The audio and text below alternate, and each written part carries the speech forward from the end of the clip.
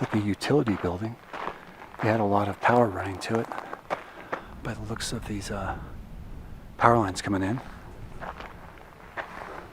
Oh my goodness. It's like the steam room or something.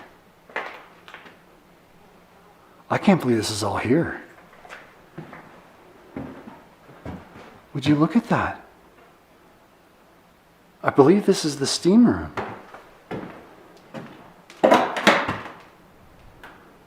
An old period correct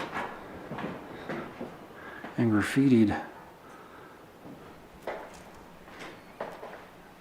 fridge and freezer.